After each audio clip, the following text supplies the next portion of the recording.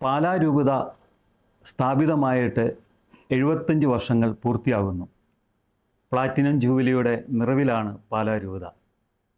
പാലാ രൂപതയിലെ വലിയ പിതാവ് മാർ ജോസഫ് പള്ളിക്കാപ്പറമ്പിൽ ഇന്ന് നമ്മുടെ ഒപ്പമുണ്ട്. പിതാവിൻ്റെ ജീവിതത്തിൻ്റെ ഓർമ്മകളും തൻ്റെ ശുശ്രൂഷാ രംഗങ്ങളിൽ പിതാവിൻ്റെ ചില അനുഭവങ്ങളും ഇന്ന് ഈ പ്ലാറ്റിനം ജൂബിലിയോട് കടന്നു പോകുമ്പോൾ പിതാവ് നമ്മളോട് പങ്കുവെക്കുകയാണ്. നമുക്ക് സ്വാഗതം ചെയ്യാം മാർ ജോസഫ് പള്ളിക്കാപ്പറമ്പിൽ പിതാവിനെ. പിതാവെ, ഈശോ മിശിഹായ്ക്ക് സ്തുതിയായിരിക്കട്ടെ.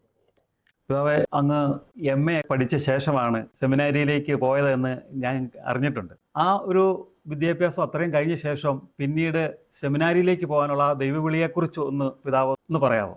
ഞാൻ ഇൻ്റർമീഡിയറ്റിലാണ് SP കോളേജിൽ പഠിച്ചിരുന്നത്. അതിനുശേഷം BAയ്ക്ക് തൃശ്ശിനാപ്പള്ളി സെൻറ്റ് ജോസഫ് കോളേജിലായിരുന്നു. തൃശ്ശിനാപ്പള്ളിയിൽ BA പാസ്സായി. അതിനുശേഷം 2 കൊല്ലം MAയ്ക്ക് മദ്രാസിൽ ലയോള കോളേജായിരുന്നു പഠിച്ചിരുന്നത്. ഈ സന്ദർഭത്തിലൊക്കെ പ്രത്യേകമായിട്ട് ദൈവവിളിയെപ്പറ്റി ഞാൻ ചിന്തിച്ചിരുന്നില്ല. തൃശ്ശിനാപ്പള്ളിയിൽ പരീക്ഷ കഴിഞ്ഞ് കളത്തിലച്ചൻ ഒരു ചെറിയ കോൺഫറൻസ് ഒരു ധ്യാനം പോലെ നടത്തി. ഇഷ്ടമുള്ളവർക്ക് വന്ന് കൂടാമെന്ന് പറഞ്ഞു. ഞാനും പോയി കൂടി നല്ലതാണല്ലോ കരുതി. പ്രത്യേക ദൈവവിളിയെപ്പറ്റിയായിരുന്നു ധ്യാനം. എനിക്കിഷ്ടപ്പെട്ടു ധ്യാനം. പക്ഷേ ആ ദൈവവിളി എനിക്കുണ്ട് എന്നുള്ള കാര്യത്തെപ്പറ്റി ഒരു ബോധ്യം വരാൻ എനിക്ക് സാധിച്ചിരുന്നില്ല. ചങ്ങനാശ്ശേരി ഞാൻ പഠിച്ചിരുന്നപ്പോൾ എൻ്റെ കുര്യാസച്ചനായിരുന്നു ഞങ്ങളുടെ വാർഡൻ, സെൻറ്റ് ജോസഫ് ഹോസ്റ്റലിലെ വാർഡൻ. എൻ്റെ കൈക്കൊരു മുറിവ് പറ്റി വെക്കേഷൻ കാലത്ത്. കുര്യാസൻ എന്നോട് ചോദിച്ചു, എന്ത് പറ്റി ജോസഫേ കൈക്ക്? ഞാൻ പറഞ്ഞൊരു കരിക്ക് വെട്ടിയതാണ്, അത് മുറിഞ്ഞതാണ്. ഇത് മുറിഞ്ഞിരുന്നെങ്കിൽ കുഴപ്പമായിരുന്നല്ലോ, അച്ഛനാകാൻ സാധിക്കില്ലായിരുന്നല്ലോ എന്ന് അച്ഛൻ പറയുകയുണ്ടായി. അന്നും ഞാൻ അതിനെപ്പറ്റി ഒന്നും പ്രത്യേകം ചിന്തിച്ചില്ല. MA കഴിഞ്ഞ് വന്ന് ഒരു വൈദികനായ കുറേ എൻ്റെ ഒക്കെ എൻ്റെ ജീവിതാവസ്ഥയെപ്പറ്റി ചിന്തിച്ച് ഞാൻ പറഞ്ഞു, എൻ്റെ ജീവിതാവസ്ഥയെപ്പറ്റി ഞാൻ തീരുമാനമായിട്ടില്ല, 1 കൊല്ലം ഇരുന്ന് ധ്യാനിക്കണമെന്ന് ആഗ്രഹിക്കുന്നു. അദ്ദേഹം പറഞ്ഞു, പോരാ, ഉടനെ അപേക്ഷിക്കണമെന്ന് പറഞ്ഞു. സെമിനാരിൽ അപേക്ഷിക്കണമെന്ന് അദ്ദേഹത്തിൻ്റെ നിർദ്ദേശം. ഞാൻ എങ്ങനെയാണ് അങ്ങനെ അപേക്ഷിക്കുന്നത്? അദ്ദേഹം നിർബന്ധമായിട്ടും പറഞ്ഞു, വൊക്കേഷൻ അപേക്ഷിക്കണം, അല്ലെ വൊക്കേഷൻ പോകും എന്ന്. അതുകൊണ്ട് ഞാൻ അപേക്ഷിച്ചു. അങ്ങനെ സെമിനാരി ചേരുന്നത്. അതോടൊപ്പം തന്നെ പിതാവ്, ഈ ഒരു പ്രാവശ്യം പിതാവ് ജീസസ് യൂത്തിൻ്റെ ഒരു മീറ്റിങ്ങിന് പോയിരുന്നു. ഒരു യുവാവ് പിതാവിനോട് ചോദിച്ചു, പിതാവിന് എന്തെങ്കിലും ഒരു ദൈവാനുഭവം ഉണ്ടായിട്ടുണ്ടോ എന്ന് ചോദിച്ചു. അപ്പോൾ അന്ന് പിതാവ് പറഞ്ഞത്, എനിക്ക് എൻ്റെ ചെറുപ്പം മുതലേ ഞാൻ അറിഞ്ഞത് അമ്മയാണോ വല്യമ്മയാണോ എന്നറിയത്തില്ല, അവരുടെ ഒരു ആധ്യാത്മിക പരിശീലനത്തിലൂടെയാണ് ഞാൻ വളർന്നത്. ചെറുപ്പം മുതലേ ഞാനൊരു ആധ്യാത്മികമായ ഒരു അനുഭവം, ദൈവാനുഭവത്തിലൂടെയാണ് വളർന്നത് എന്നിങ്ങനെ പിതാവ് അവിടെ ആ യുവജനങ്ങളോട് പറയുണ്ടായി. അത് അമ്മയായിരുന്നു വല്യമ്മയായിരുന്നു ഈ ആധ്യാത്മിക പരിശീലനം ചെറുപ്പം മുതൽ പിതാവിന് നൽകിയിരുന്നത്? പ്രത്യേക ഒരു പരിശീലനത്തെപ്പറ്റി പറയുവാൻ ബുദ്ധിമുട്ടുണ്ട്. എങ്കിലും ഞങ്ങളുടെ വീട്ടിലെ നിർബന്ധപ്പോഴും നടന്നിരുന്നതാണ് പ്രാർത്ഥന. പള്ളിയിൽ കുരിശുമണി അടിച്ചാൽ ഉടനെ വല്യപ്പം പറയും, പ്രാർത്ഥിച്ച എല്ലാവരും വരണം, എല്ലാവരും വന്നിരിക്കണം ആ സമയത്ത് പ്രാർത്ഥനയ്ക്ക്. വെക്കേഷൻ കാലത്ത് ഞാൻ ഹൈസ്കൂളിലും മുതലേ മുഴുവൻ ഹോസ്റ്റലിലും ബോർഡിങ്ങിലൊക്കെയാണ് പഠിച്ചത്, താമസിച്ചിരുന്നത്. അപ്പോൾ ഈ വെക്കേഷൻ വരുമ്പോൾ 1 മണിക്കൂർ നേരത്തെ പ്രാർത്ഥനയുണ്ട്. അന്നത്ര ഇഷ്ടപ്പെട്ടിരുന്നില്ല ഒരു ഇത്ര നേരം പ്രാർത്ഥിക്കാനൊക്കെ. എങ്കിലും ആ പ്രാർത്ഥന എനിക്ക് വളരെ സഹായം ചെയ്തിട്ടുണ്ട് എൻ്റെ വിചാരം. ഞാനിപ്പോൾ ഓർക്കുന്നത്, ഞാൻ തൃശ്ശിനാപ്പള്ളിയിലെ BAയ്ക്ക് ഫൈനൽ ഇയർ എക്സാം കുറച്ച് താമസിച്ചായിരുന്നു. അതിനിടയ്ക്ക് ഈസ്റ്റർ കഴിഞ്ഞിട്ട് 12 പരീക്ഷ ഉണ്ടായിരുന്നു. ഞങ്ങൾ 2 പേര് പെസഹ വ്യാഴാഴ്ച നമുക്ക് പള്ളിയിൽ നിന്ന് പോകാം. അന്ന് രാത്രി ആരാധനയുള്ള കാലമാണ്. പെസഹ വ്യാഴാഴ്ച പള്ളിയിൽ ചെന്നപ്പോൾ തിരുവോസ്തി പരസ്യം എഴുന്നേറ്റ് വെച്ചിട്ടുണ്ട്. പക്ഷേ അവിടെ അച്ഛന്മാരാരും കണ്ടില്ല. അപ്പം ഞങ്ങൾ 2 പേരും നമുക്ക് ഈ രാത്രി മുഴുവൻ ഇവിടെ ആരാധിക്കാം. പ്രത്യേക ഒരു സ്പിരിച്വൽ വിഷനാണെന്ന് ഞാൻ പറയരുത്. അങ്ങനെ തോന്നി ഞങ്ങൾക്ക് ആ 2 പേരും 2 വിദ്യാർത്ഥി.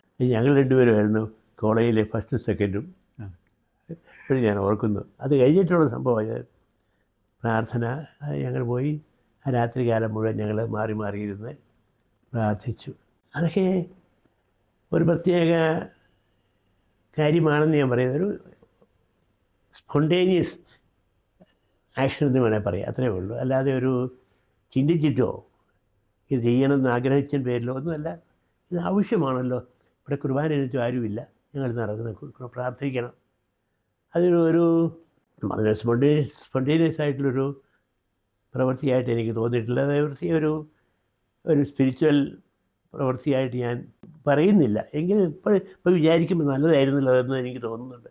അതുകൊണ്ട് ഞാൻ പറഞ്ഞതാണ്. പിതാവ് ഇപ്പോഴും ആ ആരാധന ചാപ്പലിലൊക്കെ പോയിരുന്നു, ഇപ്പോഴും അത് ആരോഗ്യമുള്ളപ്പോഴൊക്കെ പോയി കണ്ടിന്യൂ ചെയ്യുന്നില്ല പിതാവ്? ഉണ്ട്, പലപ്പോഴും പറ്റുമ്പോഴൊക്കെ പോകുന്നുണ്ട്. കുറച്ചുകൂടെയൊക്കെ സാധിക്കുമായിരുന്നു. എനിക്ക് ആരാധന എപ്പോഴും താല്പര്യമാണ്. എനിക്ക് ഏറ്റവും താല്പര്യമുള്ളത് ഞങ്ങളുടെ കുരിശുപള്ളിയിൽ ആരാധനയുണ്ട്. പോകാമായിരുന്നു, പലപ്പോഴും സാധിക്കാതെ ചിലപ്പോഴൊക്കെ പോകുമായിരുന്നു.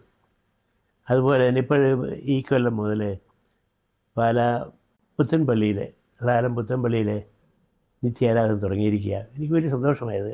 അത് ആളുകൾ തന്നെ മുൻകൈ എടുത്ത് വിചാരിച്ച് തീർച്ചയായിട്ടും പ്രോത്സാഹിപ്പിച്ചിട്ടാണ് അവിടെ തുടങ്ങിയിരിക്കുന്നത്.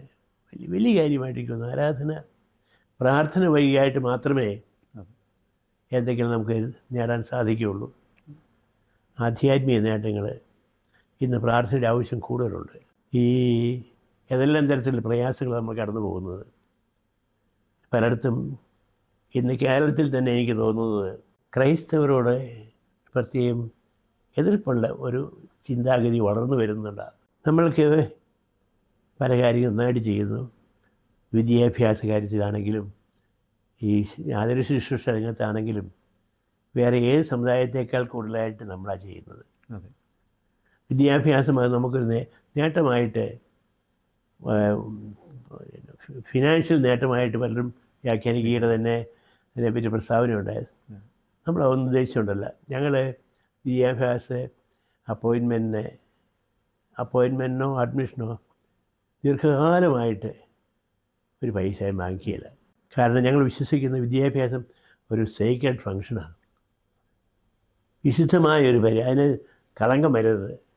ഒരു കാരണവശാലും ഞങ്ങൾ ഒരിക്കലും വിദ്യാഭ്യാസം പണം വാങ്ങിക്കാറില്ല. ഞങ്ങൾക്ക് 18 ഹയർ സെക്കൻഡറി ഉണ്ട്, 41 ഹൈസ്കൂളുണ്ട്. ഇവിടെയൊക്കെ പണം വാങ്ങിക്കാൻ നമുക്ക് ധാരാളം ഒത്തിരി കടമുണ്ട് രൂപതയ്ക്കിപ്പോൾ. ഞങ്ങളുടെ ഈ മാർസ്ലീവ ഹോസ്പിറ്റൽ വഴിയായിട്ട് ഇതൊക്കെ ഈ പണം വാങ്ങിക്കുകയാണെങ്കിൽ ഇതൊക്കെ തീർക്കാൻ എളുപ്പമുണ്ട്. പക്ഷേ അതല്ലല്ലോ മാർഗം. എല്ലാം ശരിയായ മാർഗത്തിലൂടെ പോകണം, ശരിയായ രീതിയിൽ പ്രവർത്തിക്കണം. ദൈവത്തിന് നിരക്കാത്ത ഒന്നും പ്രവർത്തിക്കരുതെന്ന് ഞങ്ങളുടെ ആഗ്രഹമുണ്ട്. അതുകൊണ്ടാണ് അങ്ങനെയൊക്കെ ചെയ്യുന്നത്. പിതാവ് വിദ്യാഭ്യാസത്തെക്കുറിച്ച് പറഞ്ഞപ്പോഴേ ഞാനൊരു ചോദ്യം ഒന്ന് എൻ്റെ ഓർമ്മയിൽ വരികയാണ്. നമ്മുടെ രൂപതയുടെ ആദ്യത്തെ മെത്രാൻ വയലിൽ പിതാവായിരുന്നു. അതിന് വയലിൽ പിതാവാണെങ്കിൽ ഇടവകളിലൂടെ ശുശ്രൂഷ ചെയ്ത് ഇടയനായി കർത്താവ് വിളിച്ചതാണ്. അങ്ങാണെങ്കിൽ വിദ്യാഭ്യാസത്തിലൂടെ ഒരു ശുശ്രൂഷയിലൂടെയാണ്. അങ്ങ് റോമിലെ പൊന്തിഫിക്കൽ അർബൻ യൂണിവേഴ്സിറ്റിയിലെ റെക്ടറായിരുന്നു, വടവതര റെക്ടറായിരുന്നു. അതിനുശേഷമാണ് രൂപതയുടെ മെത്രാനായിട്ട് വന്നത്. അപ്പോൾ ആ ഒരു വിദ്യാഭ്യാസ പരിശീലനവും ആ വിദ്യാഭ്യാസത്തിലൂടെയുള്ള ഒരു ശുശ്രൂഷയും എന്തുമാത്രം ഈ രൂപതയെ നയിക്കുവാനായിട്ട് അങ്ങേക്ക് ഒരു ശക്തിയായി മാറി? ഞാൻ പറയുകയാണെങ്കിൽ സാധാരണ ഒരു പാസ്റ്റൽ എക്സ്പീരിയൻസ് ഉള്ളവരാണ് മെത്രാനുമായി വരേണ്ടത്. എൻ്റെ കാര്യത്തിൽ ഞാൻ ഒരിടവകയിലും ഇരുന്നിട്ടില്ല. അസന്ധിയായിട്ടും വികാരിയായിട്ടും എനിക്ക് ഭാഗ്യമുണ്ടായിട്ടില്ല. ആ കാര്യം ഞാൻ റോമിനോട് പറയുകയുണ്ടായിരുന്നു. അപ്പോൾ റോം പറഞ്ഞു, ഇത് പാസ്റ്റൽ എക്സ്പീരിയൻസ് ഇടവകളിൽ മാത്രമല്ല, അല്ലാതെ നമുക്കുണ്ടാകുന്നുണ്ട്. നിങ്ങളുടെ സെമിനാരികളാണെങ്കിൽ ഒരു പാസ്റ്റൽ എക്സ്പീരിയൻസ് ആണല്ലോ. അതുകൊണ്ട് റോം അങ്ങനെ പറഞ്ഞ് എന്നെക്കൊണ്ട് എൻ്റെ എതിർപ്പ് അവർ സമ്മതിച്ചില്ല. തീർച്ചയായിട്ടും ഈ വിദ്യാഭ്യാസത്തെ പറ്റി പറയുകയാണെങ്കിൽ നമ്മുടെ പഠിപ്പിക്കുന്ന കാര്യങ്ങൾ മാത്രമല്ല, നമ്മുടെ പൊതുവായ പ്രവർത്തന രംഗങ്ങൾ വിദ്യാർത്ഥികൾ സ്വാധീനിക്കുന്നുണ്ട്. നമ്മൾ ഉദ്ദേശിക്കുന്നതിൽ കൂടുതൽ ഫലങ്ങൾ ഇതിൽ നിന്ന് വരുന്നുണ്ട്. നമ്മൾ ഒരുപക്ഷെ ചിന്തിച്ചേക്കാം, വിദ്യാർത്ഥികൾ ഈ പണം മേടിച്ചുകൊണ്ട് എന്താ, അവർക്കൊന്നും കുഴപ്പം വരുന്നില്ലല്ലോ. എങ്കിലും അവർക്കറിയാം ഇത് വാങ്ങിക്കാത്ത ഇന്ന് അവർക്ക് മനസ്സിലാകുന്നില്ല. ഈ കുറേ കഴിയുമ്പോൾ ചിന്തിക്കുമ്പോൾ ഒരു വലിയ മൂല്യമുണ്ടല്ലോ ഇതിൻ്റെ പിന്നിൽ എന്നവർ മനസ്സിലാക്കുമ്പോൾ അവരുടെ ജീവിതത്തിൽ ഒരു പരിവർത്തനം ഉണ്ടാകാൻ സാധിക്കും. തീർച്ചയായും അതാണ് നമ്മുടെ പ്രധാന ഉദ്ദേശം. നമ്മുടെ പ്രവർത്തന രംഗത്ത് ഉടനെ ഫലങ്ങൾ ഉണ്ടായില്ലെങ്കിലും സാവകാശം അതിൻ്റെ ഇൻഫ്ലുവൻസ് ഉണ്ടാകും. ഞാനൊരിക്കലും ഓർക്കുന്ന ഒരു SC ഷെഡ്യൂൾ കാസ്റ്റ് എവിടെ നിന്നാണെന്ന് അറിയത്തില്ല, കൊല്ലം മഹാപ്പുറത്തും കണ്ട ഇവിടെ വന്നു.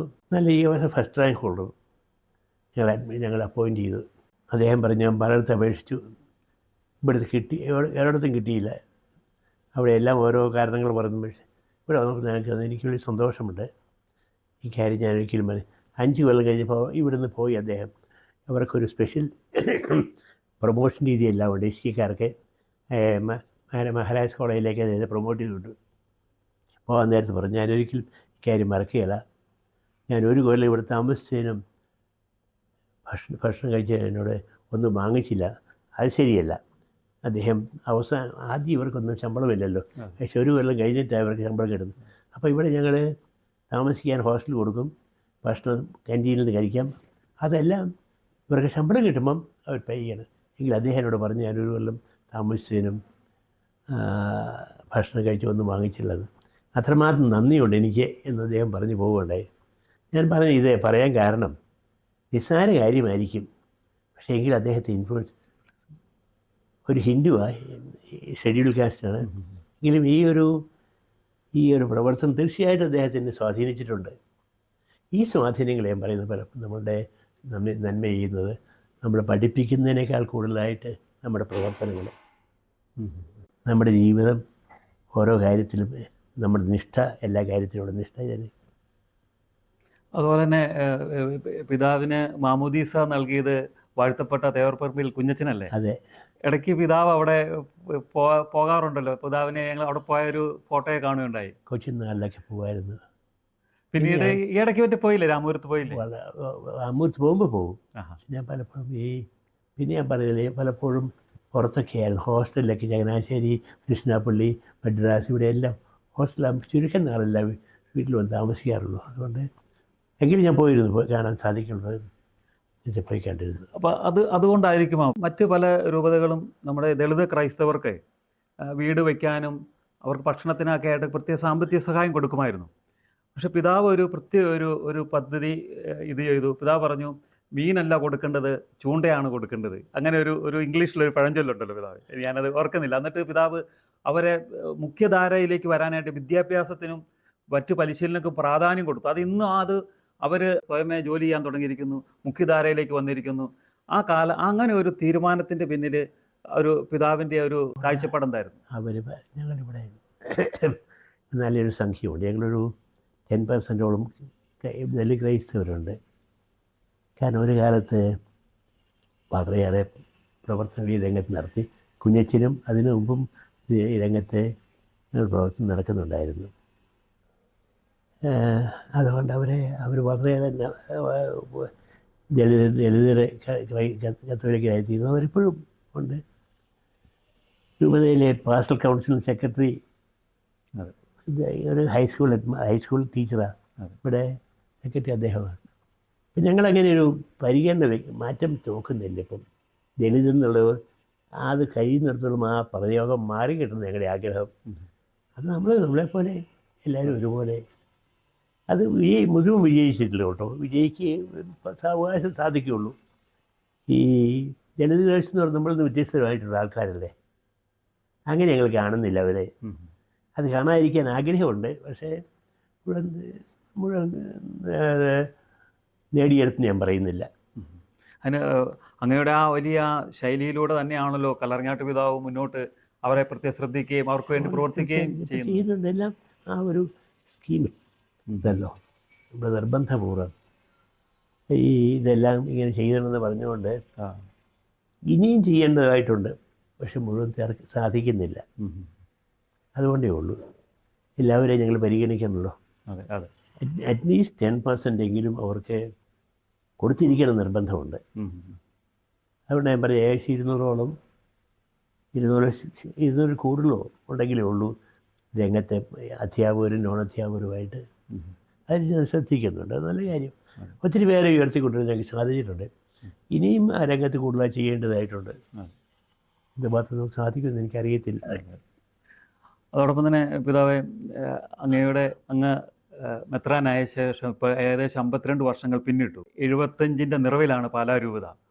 അങ്ങ് പുറകോട്ടൊന്ന് തിരിഞ്ഞു നോക്കുമ്പോൾ പാലാരൂപതയെ ദൈവം പരിപാലിച്ചതും അങ്ങനെയൊക്കെ കർത്താവ് ഉപയോഗിച്ചതിൻ്റെയൊക്കെ ഒരു ചെറിയൊരു ഓർമ്മ ഒന്ന് ഞങ്ങളോടൊന്ന് പങ്കുവയ്ക്കുക. പാലാ രൂപ സ്ഥാപിക്കുമ്പോൾ അവിടെ താമസിക്കാൻ പോലും ഞങ്ങൾക്ക് സ്ഥലമില്ലായിരുന്നു. പിതാവ് മെത്രാനായിട്ട് 9 കൊല്ലത്തോളം താമസിച്ചത് കത്തീഡ്രലായിരുന്നു പിതാവ് താമസിച്ചിരുന്ന അച്ഛനായിട്ട്. അച്ഛൻ ഇവിടെ സ്കൂളിൽ പഠിപ്പിക്കുകയായിരുന്നു. കത്തീഡ്രൽ അവിടെ കത്തീഡ്രൽ തന്നെയായിരുന്നു 59 വരെ താമസിച്ചത്. ശരി. 50 മെത്രാൻ 51 സ്ഥാനമേറ്റല്ലോ. ഇവിടെ ഒന്നുമില്ല ഞങ്ങൾക്ക് പക്ഷേ അതിന് പിതാവ് എനിക്ക് എപ്പോഴും അത്ഭുതമായി. പിതാവിൻ്റെ പറഞ്ഞത് ഒന്നുമില്ലായിരുന്നിട്ടും പിതാവ് അധ്വാനിച്ച് കോളേജ് സ്ഥാപിച്ചു. എതിർപ്പുകളുണ്ടായിരുന്നു പലതരത്തിലും. കളാശ്ശേരി പിതാവിൻ്റെ പോയി പിതാവ് പറഞ്ഞു, എന്നെ നിവൃത്തിയുണ്ട്, ഈ സ്ഥാനത്ത് മാറ്റണം. ഈ കോളേജിൻ്റെ ചെയർമാനായിരുന്നു, കോളേജ് സ്ഥാപനത്തിൻ്റെ ഒക്കെ ആയിട്ടുള്ള പരിപാടി നടത്താനായിട്ട്. എന്നെ മാറ്റാൻ എനിക്ക് സാധിക്കുന്നില്ല. പിതാവ് പറഞ്ഞു, അച്ഛൻ നിന്നോ, സാരമില്ല, തുടർന്നുകൊണ്ട് പോവുക. അത് കഴിഞ്ഞിട്ട് 2 മാസം കഴിഞ്ഞ് പിതാവ് മരിച്ചു. പിന്നെ കളാശ്ശേരി പിതാവ് മരിച്ചുപോയി ഒക്ടോബറിൽ.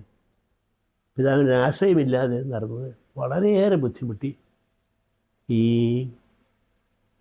അദ്ദേഹം പറയുകയാണെങ്കിൽ ഇനോഗ്രേഷൻ കഴിഞ്ഞ് ഓഗസ്റ്റ് 7-നായിരുന്നു ഇനോഗ്രേഷൻ. പിതാവ് ഒരു തോർത്ത് കൊണ്ടിട്ട് ആ കെട്ടിടത്തിൽ പിന്നെ കിടക്കുകയായിരുന്നു, ക്ഷീണിച്ചിട്ട്. അത്രമാത്രം ക്ഷീണിച്ച് പോയി. അന്നേരം ലെറ്ററും കൊണ്ട് വരുന്നത് മെത്രാനാക്കുമെന്ന് പറഞ്ഞു. ശരി. ഞാൻ പറഞ്ഞത് വളരെയേറെ പ്രയത്ന പിതാവ് ഒരു സെൻറ്റ് തോമസ് കോളേജ് തുടങ്ങി. 57 കുരിത്തരത്തിൽ സിൻഡിക്കേറ്റ് മെമ്പറായിരുന്നു. അദ്ദേഹം ഇവിടുത്തെ പ്രിൻസിപ്പലുമായിരുന്നു. ഒരു BEd കോളേജ് തരാൻ കൊണ്ടുവരാവുന്നത് പിതാവിന് വേണം. സ്ഥലമില്ല, പണമില്ല, കെട്ടിടയില്ല. എങ്കിലും പിതാവിന് വേണമെന്ന് കഷ്ടിച്ച് 1.5 ഏക്കർ സ്ഥലത്താണ് കെട്ടിടയിരിക്കുന്നത്. അത് പണിതു. ഇന്നൊരു 10,000 അധ്യാപകരെങ്കിലും ഈ ട്രെയിനിങ് കോളേജിൽ പോയിട്ടുന്നുണ്ട്.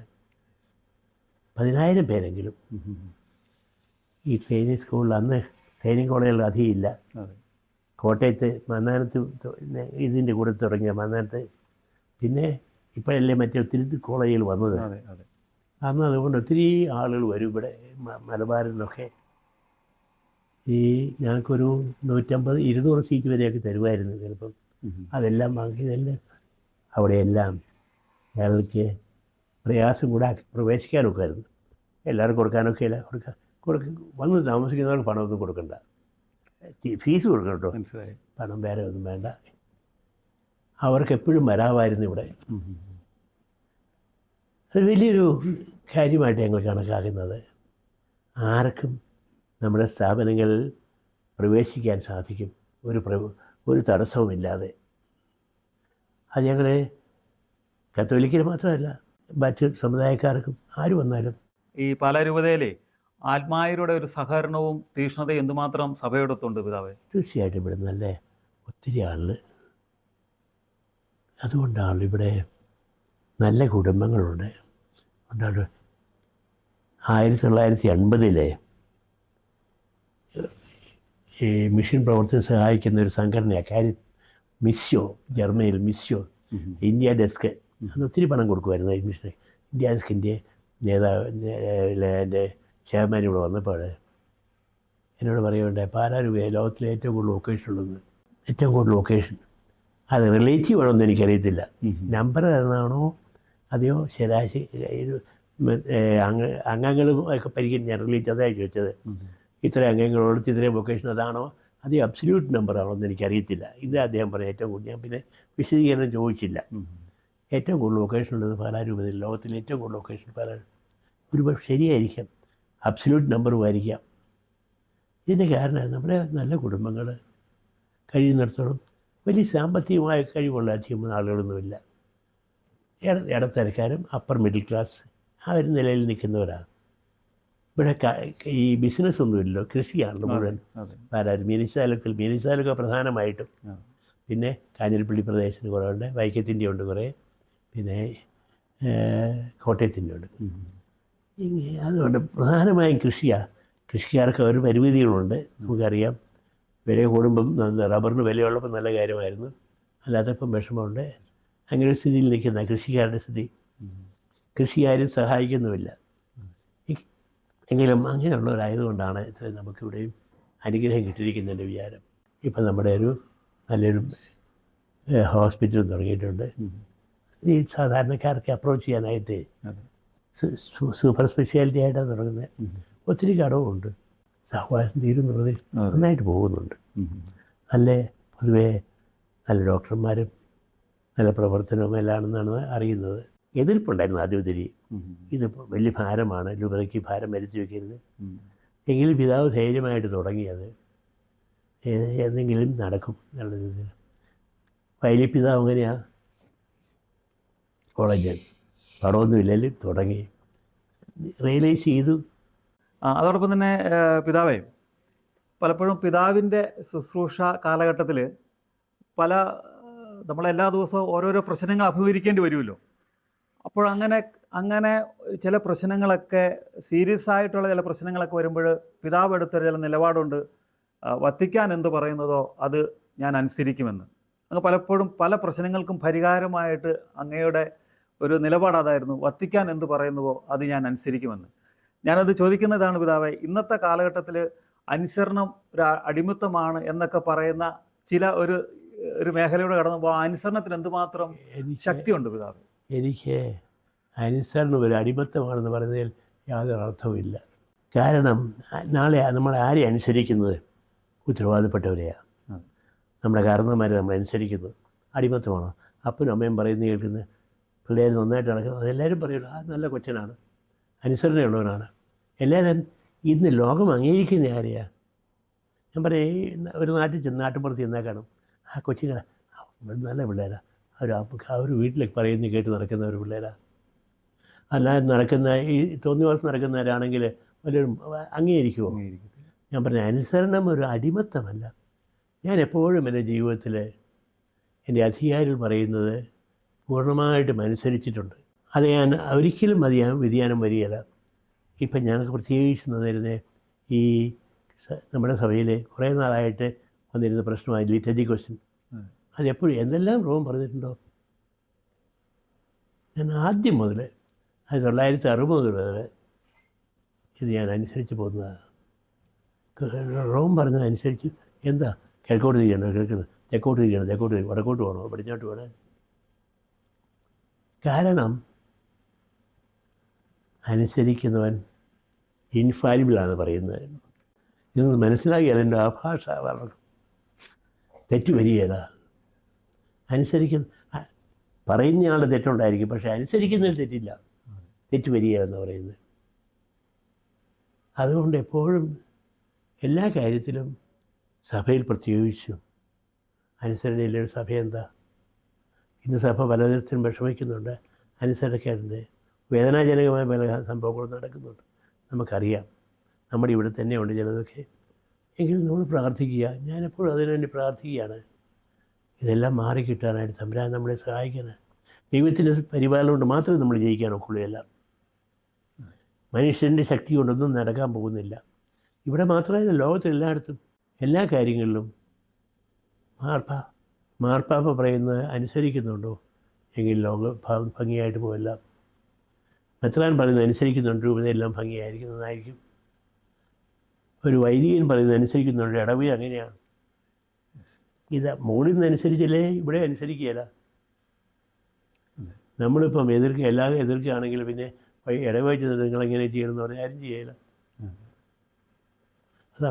അതുകൊണ്ടല്ലേ പറയുന്നത് എപ്പോഴും അനുസരണം എപ്പോഴും ഒരു പുണ്യമാണ്. Obedience is better than sacrifice എന്നല്ലേ പറയുന്നത്. എല്ലാം വലിയ ത്യാഗത്തേക്കാൾ വലിയ കാര്യം. ഭയപ്പെടാനൊന്നുമില്ല, നന്നായിട്ട് പോകും എല്ലാ കാര്യങ്ങളും. എന്തെല്ലാം ബുദ്ധിമുട്ടുണ്ടെങ്കിലും നമ്മളെ വേദനിപ്പിക്കുന്ന സംഭവങ്ങളുണ്ട്. എനിക്കുണ്ടായിട്ടുണ്ട് അതൊക്കെ. ഈ കാര്യങ്ങളൊക്കെ വേദനിപ്പിക്കുന്ന സംഭവങ്ങളുണ്ടായിട്ട്, എങ്കിലും ഒരു ബുദ്ധിമുട്ടും ഉണ്ടാകുന്നില്ല. തമ്പുരാൻ പരിപാലിക്കും. അവിടെയാണ് നമ്മൾ കാണിച്ചു കൊടുക്കുന്നത് നമ്മുടെ അനുസരണത്തിൻ്റെ. വളരെയേറെ പ്രയാസങ്ങളുണ്ട്. ഒരു മെത്രാൻ എന്ന നിലയ്ക്ക് എല്ലാവരും പഴയ ചൊല്ലുണ്ട് ഇംഗ്ലീഷിൽ, uneasy lies head that wears a crown. ഇല്ലേ? ഈ അധികാരമുള്ളത് എപ്പോഴും എളുപ്പമല്ല. ഒരു മെത്രാനായിരിക്കുന്നത് എളുപ്പമല്ല. അതാണല്ലോ എനിക്ക് പേടിയുണ്ടായിരുന്നു. ആദ്യം തുടങ്ങി നമ്മളൊരു വൈദികനാണ്, നമുക്ക് ഒന്നും ചെയ്യേണ്ട, പറയുന്നത് കേട്ട് ചെയ്തോണ്ടാൽ മതി. ആ ഒരു തരത്തിൽ പറയുമ്പോൾ തീർച്ചയായിട്ടും എൻ്റെ ജീവിതത്തിൽ എനിക്ക് വളരെയേറെ സന്തോഷം നൽകുന്നുണ്ട്. എല്ലാം നന്നായിട്ട് ചെയ്യുന്ന ഞാൻ പറയുകയില്ല. ഒത്തിരി കാര്യങ്ങൾ കുറച്ചുകൂടി ബെറ്ററായിട്ട് ചെയ്യാൻ സാധിക്കുമായിരുന്നു. അന്നത്തെ കാലത്ത് ചെയ്യാവുന്ന ഞാൻ ചെയ്തിട്ടുണ്ട്. എൻ്റെ കോൺഷ്യൻസ് അനുസരിച്ച് എല്ലാം നന്നായിട്ട് ചെയ്തിട്ടുണ്ട്. ഒരു തരത്തിൽ ഞാൻ അതിന് വ്യത്യാസം വന്നിട്ടില്ല. പേഴ്സണൽ ഇൻട്രസ്റ്റ് കൊണ്ടൊന്നും ചെയ്തിട്ടില്ല. എപ്പോഴും എനിക്ക് പറയാൻ സാധിക്കും, എൻ്റെ പേഴ്സണൽ ഇൻട്രസ്റ്റ് വെച്ചിട്ട് ഞാൻ ഒന്നും ചെയ്തിട്ടില്ലെന്ന് എവിടെയും പറയാം. തമ്പുരാൻ്റെ മുമ്പിൽ പറയാം. ആ ഒരു വലിയൊരു സന്തോഷമാണോ എപ്പോഴും പിതാവിലൊരു ആധ്യാത്മികവും? എന്നാലും ഒത്തിരി പ്രശ്നങ്ങളുണ്ടല്ലോ നമുക്ക് ജീവിതത്തിൽ, പേഴ്സണൽ ജീവിതത്തിൽ. അതെ അതെ. അതൊക്കെ എങ്കിലും ഞാൻ പറഞ്ഞാൽ ഒരു കാര്യവും നമ്മൾ അധികാരത്തിലിരിക്കുമ്പോൾ നമ്മുടെ ഇൻട്രസ്റ്റിന് വേണ്ടി ചെയ്യരുത്. അതെനിക്ക് ബോധ്യമുണ്ട്. അതല്ല ചെയ്യുന്ന പോലും ഒരുപക്ഷെ ഇൻ്റർപ്രറ്റ് ചെയ്തേക്കും അങ്ങനെയൊക്കെ, നമ്മളത് ചെയ്യരുത്. അതിനകത്ത് തെറ്റുണ്ട്. ഞങ്ങളുടെ ഈ +2 കാലത്ത് തുടങ്ങിയ കാലത്തൊക്കെ ഒത്തിരി പരാതികളുണ്ടായിരുന്നു. അന്ന് അച്ഛന്മാർക്ക് വിഷമമായിരുന്നു. സ്കൂൾ ഞാൻ പറഞ്ഞു, പണം വാങ്ങിച്ച് നമ്മളാരും അപ്പോയിൻറ്റ് ചെയ്യാല്ല, ഇല്ലെങ്കിൽ നമുക്ക് സ്കൂൾ വേണ്ട, നിങ്ങൾ പോയി കൺസൾട്ട് ചെയ്തോ, യോഗത്തിൽ കൺസൾട്ട് ചെയ്ത് വേണമെങ്കിൽ മാത്രം ചെയ്താൽ മതി. നമ്മുടെ സ്കൂളിൽ പോയി അന്നേരം അതിനെപ്പറ്റി പറഞ്ഞോ, നിങ്ങൾ സ്കൂൾ പോകണതോ ഓരോരുത്തർ വിമർശകർ ചിലർ ഇവിടെ ഒക്കെ ഉണ്ടായിരുന്നു. മെത്രാനും സിൽബന്ധികളും ജോലി പിള്ളേർക്ക് അടുത്ത എല്ലാം ജോലി കൊടുത്തോളൂ. ഇങ്ങനെയൊക്കെ പ്രപ്പകാൻഡ. ഇത് മാത്രം നടന്നതൊക്കെ എനിക്കിപ്പോൾ ഞാൻ ഒരിക്കൽ +2 തമാശ പറയാം, ഞാൻ ഒരാൾക്ക് വേണ്ടി റെക്കമെൻഡ് ചെയ്തു. ഒരു പാവം സെമിനാരിക്കാരനായിരുന്നു, കൂടെ കിട്ടിയില്ല.